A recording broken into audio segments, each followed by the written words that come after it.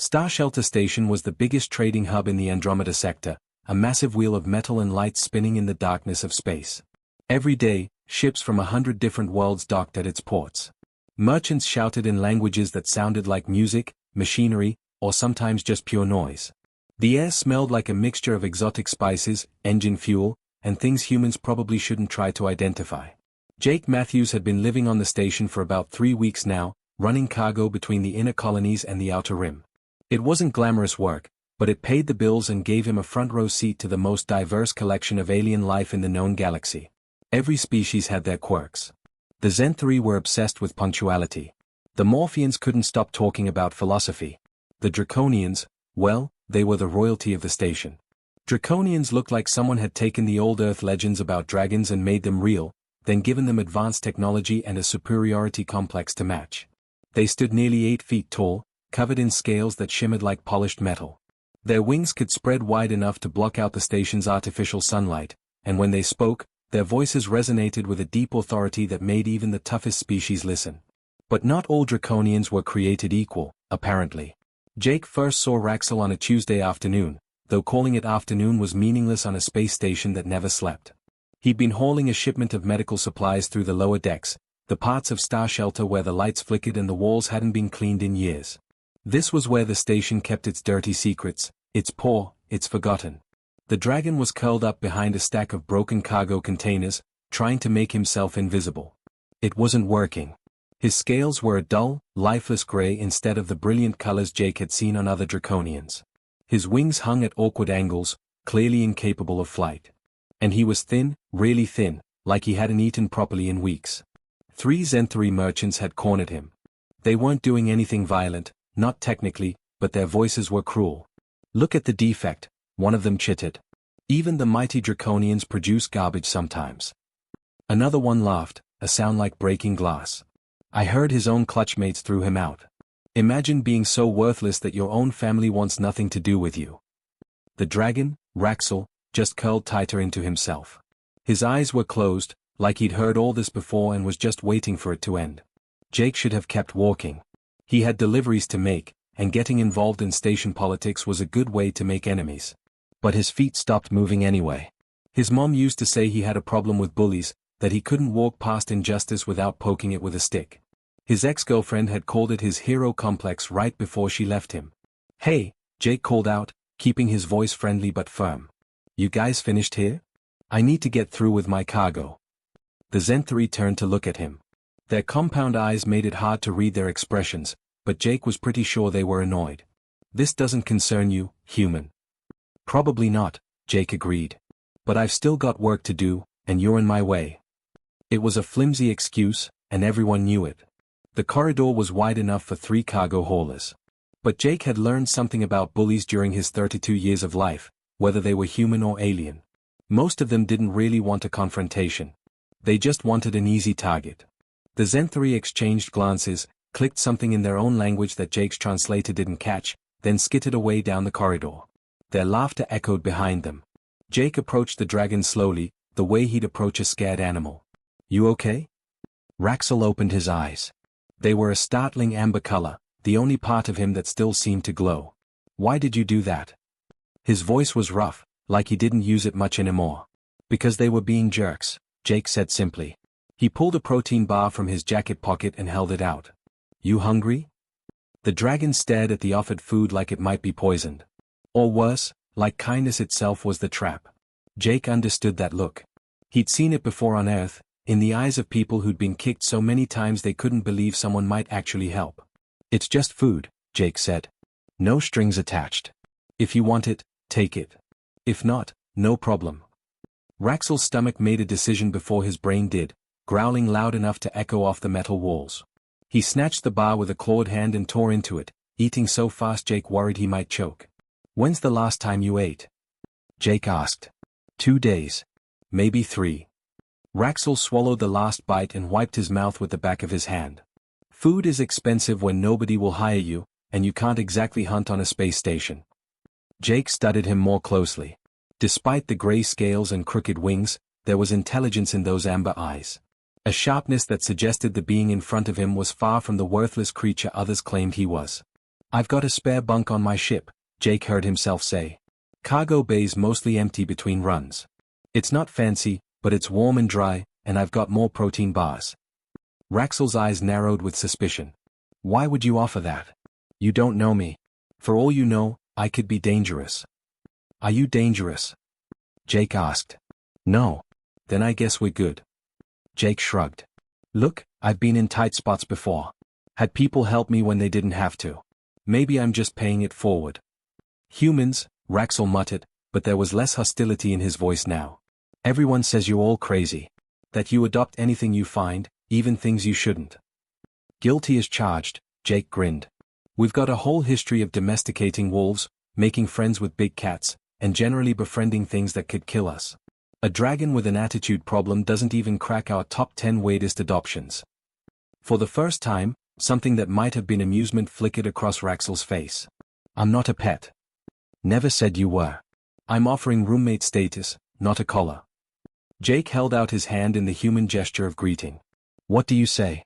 Want to get out of this dump? Raxel looked at the offered hand for a long moment. In draconian culture, physical contact was reserved for family and close allies. Accepting this human's hand meant accepting everything that came with it, the judgment from his own people, the confused stares from others, the final admission that he truly was an outcast with nowhere else to turn. But the alternative was staying here in the dark, slowly starving, listening to the mockery of strangers until he eventually just faded away. Raxel reached out and clasped Jake's hand. The human's grip was firm and warm, so different from the cold rejection he'd known his entire life. My ship's docked at Bay 17, Jake said, pulling the dragon to his feet. Fair warning though, it's a bit of a mess. I'm not exactly the neatest person in the galaxy. As they walked through the lower decks together, Raxel couldn't shake the feeling that something had just shifted in his life. He didn't dare hope it was for the better. Hope had disappointed him too many times before. But maybe, just maybe, this strange human was different. 3 months had passed since that day in the lower decks, and Raxel still couldn't quite believe his situation.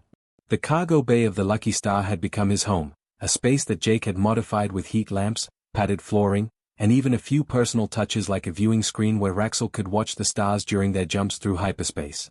Every morning, Jake would bang on the bay door and yell something cheerful like "Rise and shine, scales," or "Coffee's ready, if you want to try burning your tongue again." Draconians didn't actually drink coffee, but Raxel had tried it once just to be polite.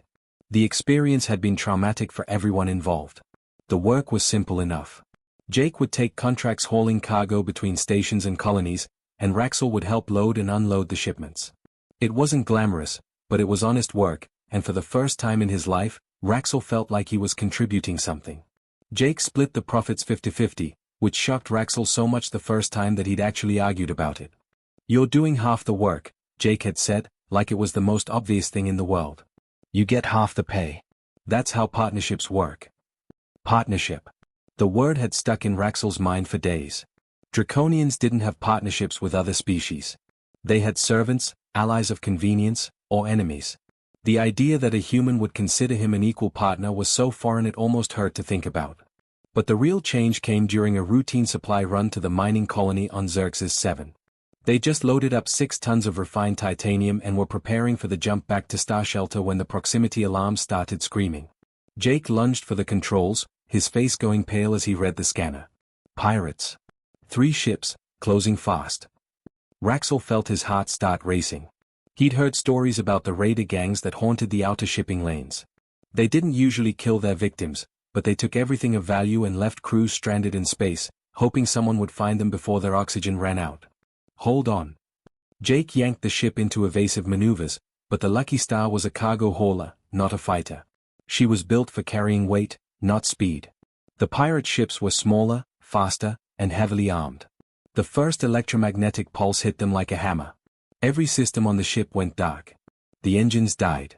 Life support stuttered and went to emergency backup. Even the emergency lights flickered weakly before giving up entirely. In the darkness, Raxel could hear Jake swearing creatively, slamming his fists against the dead control panel. Come on, don't do this to me. The pirates were hailing them now, their voices crackling through the dying communication system. Cargo ship Lucky Star, this is the Crimson Blade. Surrender your cargo and you live. Resist and, well, space is cold and empty. Raxel moved through the darkness by instinct, his superior night vision letting him navigate where Jake couldn't. He reached the main control panel and placed his claws against the dead metal. This was it. This was the moment where he proved he was as useless as everyone said, where his defective nature would get them both killed. Except something strange happened. He could feel the ship's systems, sense them like they were extensions of his own body. The electromagnetic pulse had fried the circuits, but the underlying structure was still there, just dormant. And those pathetic sparks he produced, the ones his people mocked as the weakest fire breath in draconian history, they weren't useless at all. They were electricity. Raxel closed his eyes and let the sparks flow from his claws into the control panel. He felt them spreading through the ship's nervous system, bypassing burnt-out relays, rerouting power through secondary systems, bringing dead circuits back to life one by one. It was like conducting an orchestra, except the instruments were made of metal and wire and he'd never known he could hear their music. The lights flickered on. The engines hummed back to life. Jake's shocked gasp was loud in the sudden silence. How did you? Later. Raxel growled. Can you fly? Jake's hands were already moving across the controls, his training taking over even as his brain struggled to process what just happened. Yeah, I can fly. But those pirates. Leave them to me. Raxel didn't fully understand what he was doing. He just knew that if he could feel the Lucky Star systems, maybe he could feel other ships too. He extended his senses outward, reaching through the void of space until he found them. 3 pirate vessels, their systems blazing bright in his mind like bonfires in the darkness. He touched those systems the same way he'd touched his own ship, except this time he wasn't healing. He was breaking. Sparks flowed from his body in waves now, visible arcs of electricity that made Jake shield his eyes. But Raxel barely noticed. He was too focused on the pirate ships, systematically shutting down their weapons, their engines, their life support regulators. Not enough to kill them. Just enough to leave them helpless and drifting. Jake, get us out of here. The Lucky Star jumped to hyperspace, leaving 3 very confused and very disabled pirate ships floating in the void. They'd live. Someone would find them eventually. But they'd think twice before attacking another cargo hauler. The jump to hyperspace gave them 6 hours of relative safety. Jake set the autopilot and just stared at Raxel for a long moment. The dragon was slumped against the wall, exhausted from the effort but alive. His scales were actually glowing faintly, pulsing with residual energy. That was incredible, Jake finally said. Do you have any idea what you just did? I disabled 3 ships. Raxel's voice was weak. That's what I did. No, you don't get it. Jake was pacing now, his mind racing. Your people called you defective because you can't breathe fire. But you're not defective. You're just different. Instead of plasma, you generate electrical energy. Do you understand how valuable that is? You can interface with any electronic system in the galaxy. Raxel wanted to argue, to say that it didn't matter, that his people's judgment still stood. But he couldn't. Because for the first time in his entire life, he'd felt powerful. Not broken. Not worthless. Powerful. We should report this, Jake continued. Get you tested properly, document your abilities. No. Raxel's voice was sharp. No tests. No documentation. I'm not going to become some lab experiment for scientists to study. Jake stopped pacing and looked at him. Really looked at him. Okay. Your call. But Rax, you saved our lives today. You know that, right? If you hadn't been here, we'd be dead or worse. The nickname caught Raxel off guard. Rax. No one had ever given him a nickname before. Nicknames were for friends, for people who mattered. I was just protecting what's mine, Raxel said quietly. This ship. This life. You. Something shifted in Jake's expression, a warmth that Raxel was learning to associate with human affection. Well, partner, I'd say you did a damn good job. The rest of the journey back to Starshelter was quiet, but it was a comfortable silence. Raxel spent most of it staring at his claws, occasionally letting small sparks dance between his fingers. All his life, he'd seen these sparks as proof of his failure. Now, they looked different. They looked like potential. When they docked at Starshelter, Jake immediately filed a report about the pirate encounter. He kept Raxel's abilities vague, just saying they'd managed to get their systems back online through quick thinking and emergency repairs.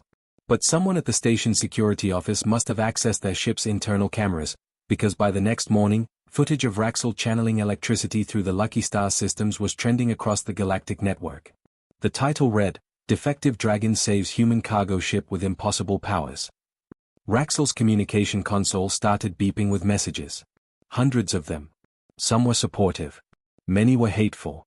A few were from other outcasts, beings from dozens of different species who'd been rejected by their own people, all saying the same thing: "You give us hope."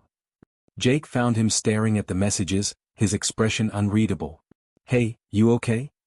"I don't know," Raxel admitted. "I never wanted attention. I just wanted to stop being invisible." "Well, you're definitely not invisible anymore." Jake sat down beside him, their shoulders almost touching. "Question is, what are you going to do about it?" Raxel looked at his friend, this strange human who'd changed everything just by offering a protein bar and a place to sleep. "I guess we'll figure it out together." "Together," Jake agreed. "That's how partnerships work." Outside their ship, the galaxy was starting to take notice. And whether they were ready or not, everything was about to change. The video went viral faster than anything Jake had ever seen. Within 48 hours, every major news network in the galaxy was showing footage of Raxel channeling electricity through the Lucky Star systems, his gray scales glowing with power as he single-handedly disabled 3 pirate ships. The headlines varied depending on which species was reporting, but they all said basically the same thing: the outcast dragon wasn't so defective after all. Jake's communication panel hadn't stopped beeping in 2 days. Interview requests from journalists, messages from cargo companies wanting to hire them for dangerous routes, and more than a few threats from people who thought they were disrupting the natural order of things. He'd ignored most of them, but some couldn't be ignored. Especially the one from the Draconian Council. "Mr. Matthews, this is Ambassador Therak of the Draconian High Council. We formally request your presence at our embassy on Starshelter Station to discuss the matter of the outcast known as Raxel. This is not optional." Jake had played the message 3 times, and it sounded more threatening each time. Raxel had gone quiet when he heard it, retreating into himself the way he used to do in those first few weeks. The confidence he'd been building was cracking under the weight of his people's attention. "We don't have to go," Jake said. "They can't force us to show up." "Yes, they can." Raxel's voice was flat. "The Draconian Council has treaties with the Galactic Alliance. If I refuse to appear, they can have me extradited. At least if I go willingly, I control how it happens." They arrived at the Draconian embassy the next morning. The building was impressive, all polished metal and crystalline structures that caught the station's artificial light and threw it back in rainbow patterns. Guards stood at every entrance, their silver scales gleaming, their wings folded with military precision. They watched Raxel with barely concealed disgust as he walked past. Ambassador Therak was waiting in a conference room that probably cost more than Jake's entire ship. He was an older Draconian, his scales darkening to almost black with age, his eyes sharp and calculating. 2 other council members flanked him, their expressions equally cold. "Raxel." Therak's voice dripped with disdain. "Or should I call you by your full designation? Raxel the Vex, the 16th hatched of the Mountain Clutch, deemed unworthy and cast out." Raxel said nothing, but Jake saw his claws dig into his palms. "And you must be the human who thinks he can overturn thousands of years of draconian tradition by taking in our refuse." Therak turned his attention to Jake. "Do you have any idea what you've done?" "I gave someone a job," Jake said evenly. "Last I checked, that wasn't a crime." "You've made him a symbol. Outcasts across the galaxy are pointing to your Raxel as proof that our judgment was wrong. They're questioning the decisions of their own councils, their own leaders. You've destabilized the social order that keeps our species strong." "Maybe your social order needed some destabilizing," Jake shot back. "If it requires throwing away people who are different, maybe it wasn't that strong to begin with." One of the other council members hissed, a sound like steam escaping from a broken pipe. "You know nothing of our ways, human. Raxel was deemed defective because he is defective. He cannot fly. He cannot breathe proper fire. He is weak. He disabled 3 pirate ships by himself," Jake pointed out. "How many of your proper draconians can do that? A trick. A fluke." Therak waved his hand dismissively. "It changes nothing. Raxel, you will cease this public spectacle immediately. You will denounce your association with this human and accept your rightful place as an outcast. If you do this, the council might consider showing mercy." For a long moment, Raxel didn't respond. Jake could see the war playing out behind his amber eyes. Part of him, the part that had been beaten down by years of rejection, wanted to agree. Wanted to go back to being invisible, to stop making waves. But something had changed in the past 3 months. No, Raxel said quietly. Therak's scales rippled with anger. What did you say? I said no. Raxel's voice grew stronger. You cast me out when I was barely old enough to fly. Or rather, when you realized I'd never fly. You told me I was worthless, that I had no place in draconian society. So I found a new society. One that values what I can do instead of punishing me for what I can't. You dare.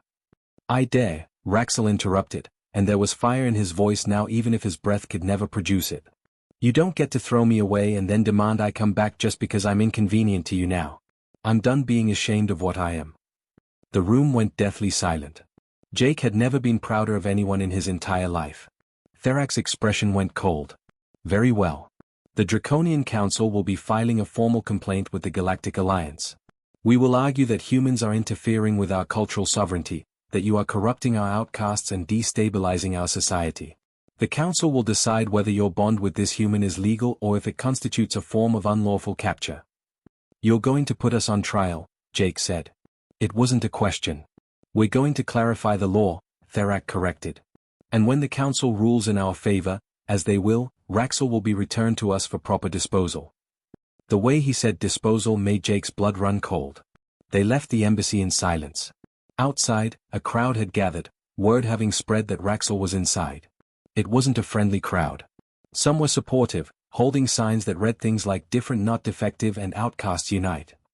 But others were angry, shouting about humans overstepping their bounds, about the corruption of traditional values. A young draconian pushed through the crowd, her scales a brilliant copper color. She couldn't have been more than 20 in human years. Raxel. I'm Vexir. I just wanted to say thank you. My brother was cast out last year for being too small. He killed himself 3 months ago because he couldn't handle the shame. But seeing you fight back, it makes me think maybe our system is wrong. Maybe he didn't have to die. She was crying, tears running down her scaled face. Raxel reached out awkwardly and touched her shoulder, the gesture foreign but sincere. I'm sorry about your brother. Make them see, she whispered. Make them understand that we're throwing away people who deserve to live. More outcasts approached as they made their way back to the ship. A Morphean who'd been exiled for refusing to fight in their species' endless philosophical debates. A Zenthari who'd been born without the ability to see in ultraviolet light. A human teenager who'd been rejected by Earth's military for having flat feet, of all things, and had stowed away on a freighter looking for a place to belong. They all had the same message: you're not alone, and neither are we anymore. Back on the Lucky Star, Jake poured himself a drink while Raxel stared out the viewport at the stars. We're really doing this, huh? Jake said. Going up against the entire Draconian Council and possibly getting dragged into a galactic court case. We don't have to, Raxel said quietly. I could leave. Disappear into the outer rim where they'd never find me. You'd be safe. Jake laughed, a short bitter sound. Yeah, that's not happening. We're partners, remember? Besides, someone's got to fight for all those kids like Vexir's brother. Might as well be us. Why? Raxel turned to face him. Why risk everything for people you don't even know? Jake thought about it for a moment, swirling the amber liquid in his glass. My dad used to say that the measure of a civilization isn't how it treats its best and brightest. It's how it treats the people who don't fit the mold. If we let the councils and the governments keep throwing away anyone who's different, what kind of galaxy are we building? A cold one, Raxel said softly. Exactly. Jake raised his glass. So here's to being difficult. Here's to not fitting in. And here's to telling the Draconian Council exactly where they can shove their traditions. Raxel couldn't help but laugh, a sound that was becoming more common these days. Humans really are crazy. You're just figuring that out now. The notification came through an hour later. The Galactic Council had agreed to hear the case. The trial would begin in 2 weeks. Jake and Raxel would need to present their argument for why their partnership should be considered legal and legitimate, while the Draconian Council would argue for cultural sovereignty and the return of their outcast. The whole galaxy would be watching. And somewhere out there, thousands of outcasts who'd been told they were worthless were watching too, hoping that maybe, just maybe, 2 unlikely friends could change everything. The Galactic Council chamber was more intimidating than Jake had imagined. The room was circular and vast, with seats rising in tiers like an ancient amphitheater. Representatives from 4 to 7 different species sat in judgment, their forms ranging from humanoid to utterly alien. Some breathed oxygen, others methane. Some saw invisible light, others in wavelengths Jake couldn't even name. But they all had one thing in common: they were here to decide his and Raxel's fate. Jake tugged at the collar of his formal jacket. He'd borrowed it from another human trader, and it didn't quite fit right. Beside him, Raxel stood with his spine straight and his wings folded tight against his back. They'd practiced his testimony for days, but now that the moment was here, Jake could see the tremor in his friend's claws. "You've got this," Jake whispered. "Just tell them the truth." Ambassador Therak stood at the opposite podium, flanked by two other Draconian officials. Their scales gleamed under the chamber's lights, a deliberate display of what a proper Draconian should look like. The contrast with Raxel's dull gray scales was painfully obvious, and Jake knew that was exactly the point. The Chief Arbiter, a crystalline being whose species Jake didn't recognize, activated the chamber's translation matrix. This council convenes to address the complaint filed by the Draconian High Council regarding the human Jake Matthews and the Draconian outcast Raxel. Ambassador Therak, you may present your case. Therak's voice filled the chamber, smooth and confident. Honored Council, this case is simple. For over 10,000 years, Draconian society has maintained its strength through rigorous standards. Those who cannot meet these standards are removed from our breeding pool through exile. This is not cruelty. This is survival. Evolution. Progress. He activated a holographic display showing Draconian genetic data, charts and graphs that supposedly proved their eugenic practices had created a superior species. Raxel was born with multiple defects: malformed wings, scales lacking proper protective qualities, and an inability to produce proper plasma breath. Our medical experts determined he would never contribute meaningfully to our society. The exile was lawful, necessary, and final. Then this human appeared. Therak's voice dripped with disdain. Humans are new to the galactic community. They don't understand our traditions. They see a creature in distress and their primitive compassion overrides logic. Jake Matthews took in Raxel, not as a partner but as a pet project. And now, because of one fortunate accident with some pirate ships, they claim this validates overturning millennia of Draconian law. He turned to face Jake and Raxel directly. If we allow this to stand, we set a precedent that any species can interfere with another's internal social structure. The Morphians could demand we stop our exile practices. The Zenthari could insist we change our breeding programs. Where does it end? This council must affirm each species' right to govern itself according to its own values, even if others find those values distasteful. It was a good argument, Jake had to admit. Therak was framing it as a matter of sovereignty rather than morality. Smart. The Chief Arbiter turned to Jake. "Mr. Matthews, you may respond." Jake's mouth felt dry as he stepped up to the podium. Public speaking had never been his strong suit. He'd prepared a whole speech with his sister Emily's help, full of legal precedents and philosophical arguments. But standing here now, looking at Raxel's tense posture and remembering Vex's tears outside the embassy, all those carefully prepared words felt wrong. "I'm not a lawyer," Jake started. "I'm not a politician or a philosopher. I'm just a guy who hauls cargo for a living. So I'm going to keep this simple. 3 months ago, I met someone who was starving and alone. I gave him food and a place to stay. That's it. That's the whole story." "But it's not that simple, is it?" Therak interrupted. "You took possession of—" "I didn't take possession of anything," Jake cut him off, surprising himself with the force in his voice. "Raxel isn't property. He's a person. He made a choice to come with me, and he makes choices every single day to stay. That's called free will, Ambassador. Maybe you've heard of it." A ripple of reaction went through the chamber. Some species murmured approval, others disapproval. Jake pressed on. "You keep talking about Draconian law and Draconian tradition. But here's the thing, Raxel isn't part of your society anymore. You made sure of that when you threw him out. You can't have it both ways. You can't exile someone and then claim you still have authority over them." "The exile doesn't remove his biological identity as a Draconian," one of the other council officials argued. "No, but it removes your jurisdiction over his choices," Jake shot back. "And if we're talking about precedent, let's talk about the real precedent here. If this council rules that Raxel has to return to the Draconians despite his wishes, you're essentially saying that outcasts have no rights. That once your own species rejects you, you're fair game for anyone to claim ownership over. Is that really the precedent you want to set?" The Chief Arbiter's crystalline structure pulsed thoughtfully. An interesting point. However, Ambassador Therak's argument about cultural sovereignty remains valid. Does Raxel wish to speak? Raxel stepped forward, and Jake could see his hands shaking. They talked about this moment. Raxel had been terrified of speaking in front of the council, of having to relive his rejection in front of the entire galaxy. But he'd insisted on doing it anyway. I was 3 years old when they tested me, Raxel began, his voice barely above a whisper. The chamber's acoustics carried it anyway. That's when draconian hatchlings learned to fly. I remember standing on the practice cliff with my clutchmates, all of us so excited. One by one, they jumped and their wings caught the air. Then it was my turn. He paused, and Jake could see the memory playing out behind his eyes. I jumped. And I fell. I broke both wings and 3 ribs. The healers fixed the bones, but they couldn't fix the underlying structure. My wings would never work properly. That's when everything changed.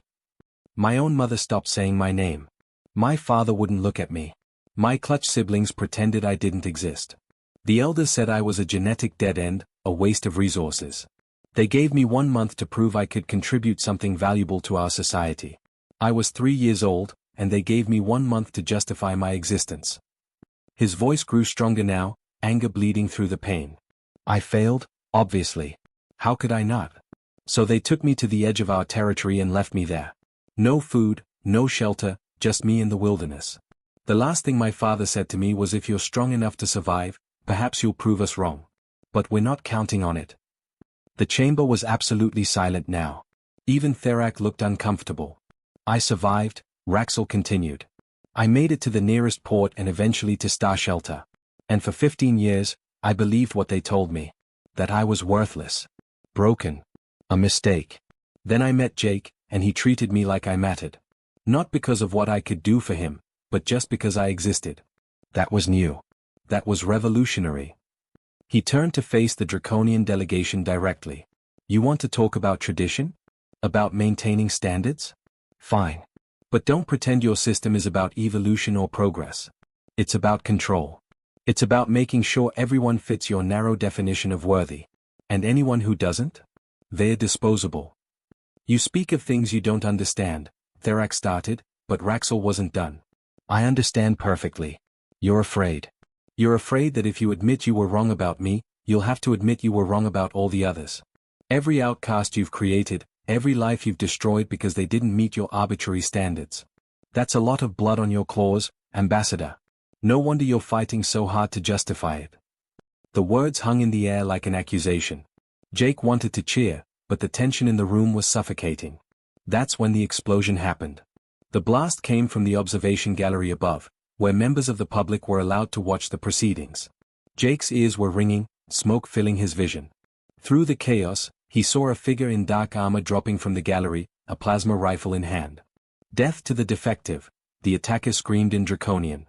Death to the corrupter of traditions. Security was moving, but too slow. The attacker's rifle was aimed directly at Raxel. Time seemed to freeze. Jake saw the finger tightening on the trigger and knew he couldn't reach his friend in time. But Raxel was already moving. Electricity arced from his body in waves, more power than Jake had ever seen him produce. The rifle short-circuited instantly. The attacker's armor systems failed. But Raxel didn't stop there. His sparks spread outward, activating every security protocol in the chamber simultaneously. Emergency shields slammed into place. Automated defenses activated. And most impressively, Raxel's electricity wrapped around not just the attacker, but also the draconian delegation, creating a protective barrier that kept them safe until security could respond. He protected the very people who'd condemned him. The attacker was subdued within seconds, revealed to be a young draconian radical who'd been posting manifestos online about preserving racial purity. As guards dragged him away, the chamber slowly returned to order. The chief arbiter's glow pulsed brightly. That was quite a display, Raxel. You protected the council members who would see you return to exile. They are still people, Raxel said simply, breathing hard from the exertion. Even if they hate me. Therak was staring at Raxel with an expression Jake couldn't quite read. Shock? Respect? Shame? Maybe all three. The other draconian officials were whispering urgently among themselves. The chief arbiter brought the chamber back to order. The council will deliberate on this matter for 48 hours. In light of recent events, we will be considering not just the legal question, but the moral implications as well. This session is adjourned. As they left the chamber, Jake put a hand on Raxel's shoulder. You saved their lives. I know. Even after everything they did to you. I know. Raxel's voice was tired. I don't know if it'll make a difference. But at least I know who I am now. I'm not what they said I was. I'm not broken. I'm just different. Damn right you are, Jake said. And whatever the council decides, that doesn't change. 2 days later, they had their answer. The galaxy was watching. And nothing would ever be the same again. SF. The waiting was the worst part. For 48 hours, Jake and Raxel stayed on the Lucky Star, watching the news feeds explode with commentary from every corner of the galaxy. Some species praised Raxel's actions in the council chamber. Others condemned him for defending the very system that had rejected him. The debate raged on every channel, in every language, across every world. Jake's sister Emily had arrived the day before, taking emergency leave from her research position to be there for the verdict. She'd brought coffee, real Earth coffee, and sat with them in the cargo bay that had become Raxel's home. Whatever happens, she said, you two started something important. There are protests on 15 different worlds right now. Outcasts are organizing, demanding better treatment. You've given them hope. Hope doesn't pay the bills if the council rules against us, Jake muttered, but even he could feel that something had shifted. The galaxy was having a conversation it had avoided for centuries, and there was no putting that genie back in the bottle. The summons came at dawn, station time. The council had reached its decision. Walking back into that chamber was surreal. The observation galleries were packed this time, every seat filled with beings from dozens of species. Jake spotted Vexir in the crowd, the young draconian who'd lost her brother. She gave him a small nod of encouragement. There were others too, beings he didn't recognize but who all had the same look in their eyes. Outcasts. The rejected. The dismissed. They were all here to see if the galaxy would finally acknowledge their worth. The chief arbiter's crystalline form pulsed with authority as the chamber fell silent. This council has deliberated extensively on the matter before us. The questions raised extend far beyond a single human and a single draconian. They touch on fundamental issues of individual rights, cultural sovereignty, and the balance between tradition and progress. Jake felt Raxel tense beside him. This was it. The Draconian Council argues that their internal social structures must be respected, that each species has the right to maintain standards as they see fit. This argument has merit. However, it fails to address a critical point. An individual who has been formally exiled from their society cannot simultaneously be claimed as subject to that society's ongoing authority. A murmur rippled through the chamber. Therak's scales darkened with anger, but he remained silent. Furthermore, the arbiter continued, the evidence presented demonstrates that Raxel possesses unique abilities that were dismissed rather than properly evaluated. This raises serious questions about the criteria used to determine worth in Draconian society and potentially other societies as well. The arbiter's glow intensified. After careful consideration, this council rules that the partnership between Jake Matthews and Raxel is legitimate and legal. Raxel is a free individual with the right to determine his own associations. The Draconian Council's claim is denied. The chamber erupted. Cheers from the observation galleries mixed with outraged shouts. Jake grabbed Raxel in a hug, feeling his friend's whole body shaking with relief. Emily was crying, laughing, her hands covering her mouth in disbelief. But the arbiter wasn't finished. Additionally, this council hereby establishes new protections for individuals designated as outcasts by any member species. No being may be exiled without access to appeal, and all exiled individuals shall be granted full rights as independent galactic citizens, including the right to refuse repatriation. Each member species has one standard year to review their existing outcast populations and provide reparations where applicable. The reaction was immediate and massive. Half the council members were on their feet, some applauding, others shouting in protest. Therak looked like he'd been struck by lightning. This wasn't just a ruling about Jake and Raxel anymore. This was a fundamental restructuring of how the galaxy treated its most vulnerable populations. This session is concluded, the arbiter declared over the noise. May wisdom guide us all in the changes to come. Security had to escort them out through a back entrance to avoid the mob of reporters and protesters. Even then, Jake could hear the chanting echoing through the station's corridors. Different not defective. Different not defective. 6 months later, Starshelter Station had transformed in ways Jake never could have imagined. The lower decks, once a place of shame and hiding, now buzzed with activity and purpose. They'd established what Emily jokingly called the Wayward Initiative, though the name had stuck despite Jake's protests. The initiative's headquarters occupied an entire section of the station, funded by donations from across the galaxy and staffed by volunteers from dozens of species. Their mission was simple: find roles for beings society had rejected and prove that different didn't mean worthless. Jake walked through the main hall, nodding to familiar faces. There was Trevor, a human who'd been rejected from the pilot corps because of a visual impairment. Turns out he could sense gravitational fields better than any navigation computer. He now trained other pilots in advanced spatial awareness techniques. Lisa worked in the diplomacy division. She'd been cast out by her species for being too empathetic, too emotional. Those exact qualities made her the best mediator they had, capable of understanding perspectives across vast cultural divides. A Morphean named Kelvin, who'd refused to participate in his species' mandatory debate tournaments, ran their technology division. His quiet, methodical approach to problem-solving had revolutionized their communication systems. The list went on. Dozens of beings, each with their own story of rejection, each now thriving in ways their original societies never imagined.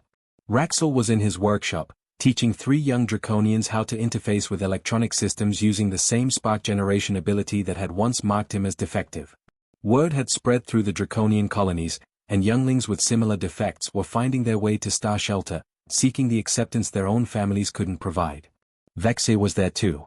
She'd left the Draconian homeworld entirely, formally renouncing her citizenship to work with the initiative. "Someone has to make sure this changes everything," she'd said when she arrived. "Might as well be me." The Draconian Council had fractured after the ruling. The younger generation was demanding reforms, questioning the old ways. Some elders dug in harder, insisting their traditions were sacred. But others, a small but growing number, were reaching out quietly to the initiative, asking for guidance on how to reform without losing their cultural identity entirely. Therak had resigned from the council 3 months ago. Rumor was he'd been seen at the edge of Draconian space, speaking with outcast communities, though no one could confirm it. Jake didn't know what to make of that, but he hoped the old ambassador was finding some kind of peace. Not everyone was happy with the changes, of course. Conservative factions across multiple species viewed the initiative as a threat to social stability. There'd been 3 more assassination attempts, all thwarted. Security was a constant concern. But the work continued. Jake found Raxel on the observation deck that evening, watching ships arrive and depart from the station. It had become their spot, the place they went when they needed to think. "You know what's weird?" Jake said, leaning against the railing. 6 months ago, I was just trying to make enough money to keep my ship running. Now we're apparently leading some kind of galactic civil rights movement." Raxel's scales had changed over the months.